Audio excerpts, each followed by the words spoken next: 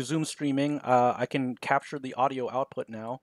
Now that Uh-huh. Windows isn't engaging in some funny business, because Mm, when the Windows installs the updates, they like to just start deactivating things, say things mhm. like, oh, you don't need to capture the sound input anymore. Um, I don't know if it was just a coincidence, but like it was when you were starting to try to talk about Elizabeth Warren and how that she was like a hybrid, some kind of like hybrid of like Obama and Hillary, and with like a sprinkling of John Kerry, but not too much, just only a little bit. Mm. That's when something went wrong? I think I think that's when it stopped picking up what you were saying. Mm. I think you were engaging in Weird. a little bit of you were getting. Love speak there. Too much Yeah, love speak. we need to Yeah. we need to engage with the love I'm speech, right? I'm literally campaigning for Elizabeth Warren right Yeah, now. yeah, we're talking Yeah. about all the Oh great man, things what am I about. doing? Oh, it's too much love. Oh, I Yeah, like what am I doing? Okay, well, she wants to do all of these like love speechy things such as invade Syria, and yeah. she also wants to do like a Bernie Sanders style single payer healthcare like the VA. Like everybody loves the VA. Like if you ask any veteran who has to go through the VA to get any of their Mhm. treatment, they always talk Well, about how great it is. her name's on the Bernie Sanders bill, which I would not mind, We but know that she instead is. of pushing that one, she's pushing the Obama Care 2.0. Yeah, and that's a good thing because it shows her she's very flexible, right? We Oh want yeah, a yeah. flexible candidate who will not endorse Bernie Sanders, but claim that she's part of the Bernie thing. That way, she can get the Bernie Bros as well as like the Hillary Oh yeah, she's the Hillary. flexible. Yeah, Yeah. it's flexibility. That's a good thing, right? Yeah, yeah, yeah, yeah. Hmm. Those people say she's flip flopping. You can't flip flop without being able to touch your toes. Think about it. Yeah, and You see can't. that was going to be the one point of contention where if she were running against Kanye West, that would be like quite a thing. See, I think that what we need to do is we need to install like maybe a new kind of economy system on it where you can we have like gambling, right? Like we can just like have a casino, and you could be placing bets on like on what on not only just the poll figures but also as like what the election results would be. If Hmm. you recall, famously, Dick Masterson had bet his vote against Asterios Kokkinos' vote, and then he ended up making Asterios vote for Donald Trump, which may be illegal, but he did it. And then they had another bet about who would win or something like that. Hmm. Yeah, I mean that's pretty much standard polling. You don't post the poll results. You just post the results. Of what the election actually is going to be, right? That's standard polling. You don't Well, fuck they the poll actually results. do. They actually tend to be biased in how they poll. Like they will heavily oversample one group or another and say it doesn't matter. And then when the polls turn out to be completely inaccurate, they're like, "How did this happen?" And it adds an extra element of surprise, which makes the Oh, it yeah. makes the electoral process a lot more entertaining. Which is why it's a good thing that you want to always be biased in your polling, and you want to make sure that your predictions are as inaccurate as possible, so that people get a nice surprise at the end. Hmm.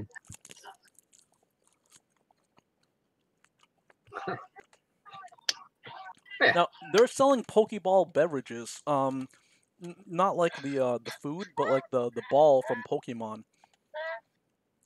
The yeah. The Pokemon ball beverages. Yeah, yeah, yeah, it's What's very good. inside the Pokeball though? I don't know. I think it's like a liquid or something. Huh. What? Yeah. So I don't know. I was thinking like we could come up with other ideas like tree beverages. People were talking about like the maple syrup thing. Like we could try to like get the maple syrup from Canada. Load up some trees and like put them inside cans, right? Because when I was a kid, I thought, oh, you could probably stay underwater forever because people had oxygen tanks. But what if you just put a tree in there and then you would just have like infinite oxygen because it's always making oxygen? Hmm. This is Wow. also another new invention, not as good as the love speech invention, which we're gonna have the PDFs up on Patreon. Once I actually write it up on a Word document and export it as a PDF, so that you can print it out. You can talk about like all the other stuff you want. It's basically just a tutorial on how to use it. It'll have a. I think I maybe should put a picture of a keyboard on there, and then like tell you which keys to type. Hold Shift and then press 000, then type the person's name, then hold Shift and press 999, and that way you've done it correctly, where the polarity is reversed and it's anti-hate speech. Wow. Let's try that Yeah. right now. What? Shift. Wait.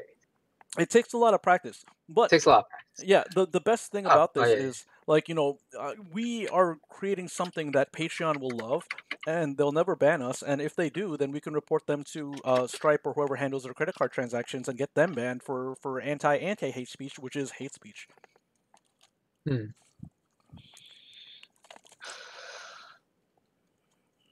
All right, so Yeah, what a terrible world out there. Yeah. So yeah, that's some more Alex Chu stuff.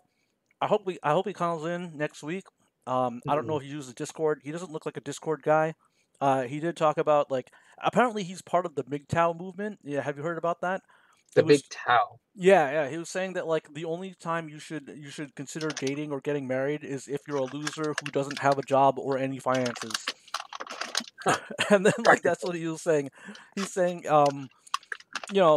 and that's some interesting advice. I often hear the opposite kind of advice given from like other YouTubers, such as like Stefan Molyneux, who's always talking about like building up your life and trying to find a life partner to have children with. He's very pro pushing having kids, and I don't know what it is, but vast majority of people who try to convince me to have kids and the vast majority of people who are anti having kids, like the r/child free, tend to have the exact opposite effect. It seems like everybody who's talking about it one way or another is trying to justify to themselves that they did not make a horrible life decision and that they're trying to cope with the decisions that they've made in the past, regardless of which one it was that they made.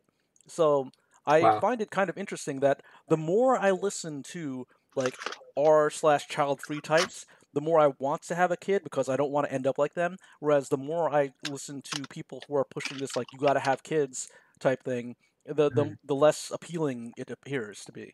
So I don't know. These people just need to either work on their convincing, like maybe they got to start watching that guy Charisma on Commands. He's a YouTuber who gives you suggestions on how to be better at talking to people.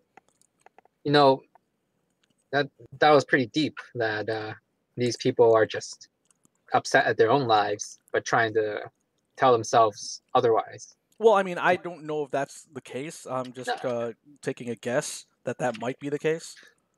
I think that is the case. I mean, that's how they come off. Like, there was a caller who, like, it was like this couple who didn't want to have kids, and then Stefan Molyneux's like, "But you have to have kids," blah blah blah blah, and it's like, well, it's like, he tries to bring up that like, when you're old, you're not going to have anyone around you, and you're going to be by yourself, and you're going to be like alone, and that's true. And somehow this isn't considered homophobic for like people who are not going to be having kids if they're gay, unless they adopt, which he seems to be opposed to as well, because like adoption always has these horror stories whenever people adopt kids.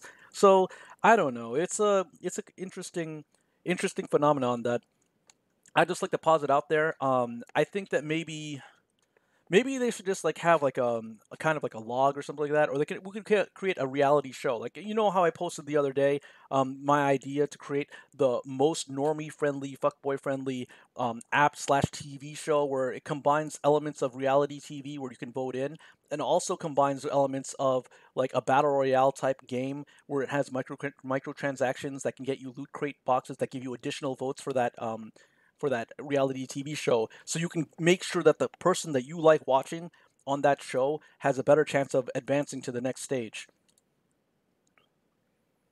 And then like the storyline of this reality TV show will have an effect on the story of like the game and the app for the phone.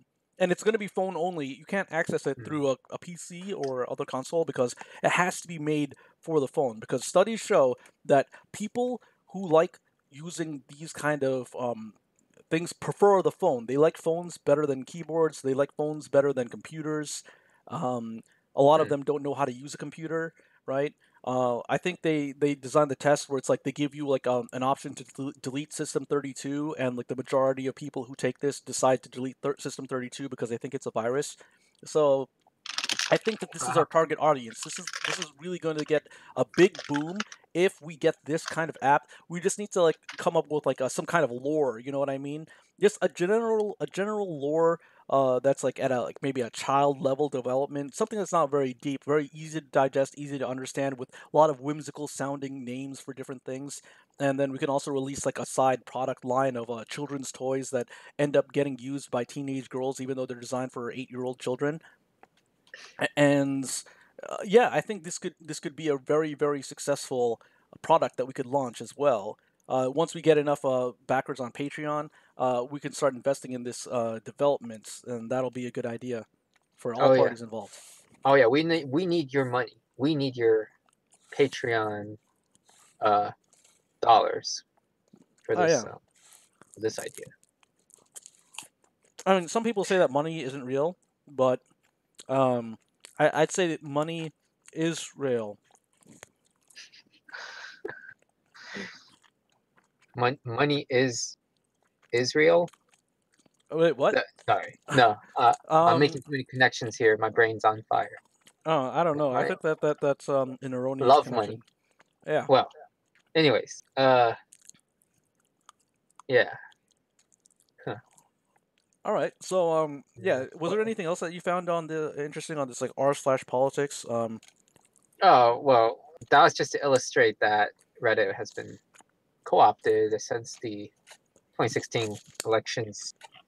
There's a difference between pre 2016 election and post 2016 election Reddit, hmm and yeah, that's But I would argue that even pre 2016 election, they had like the whole like Ellen Powell or whatever, yeah, and that's like true. But that was at the time, there was that movement, at least, and it was uncontrollable. You know. um. Well, I mean, they had controls in place. Like people were getting controlled. Um, Oh yeah, that's true. That was part of the idea, is that people are complaining that they're getting banned and stuff.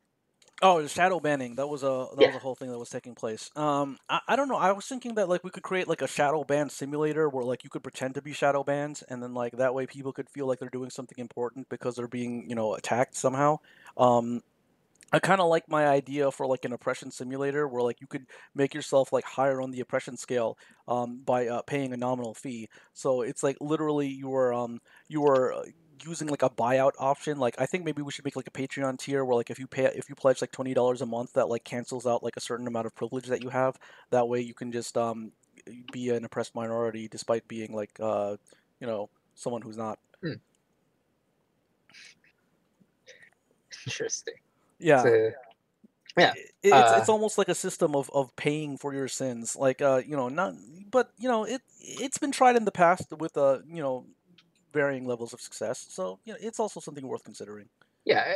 Any viewers listening out there, please, $20, and we will treat you like shit.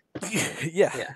Well, not us, but society in general, Oh, society. Yeah. which gives you license to do whatever you want. Yeah. Yeah. And then that'll be the way that we do it. I noticed that like let's take a look What? at the metrics right now. Let's see, are we getting any engagement here? We're getting some okay. No. Well, Okay, that's probably fine. not. We don't have to worry about that right now. But No, don't worry.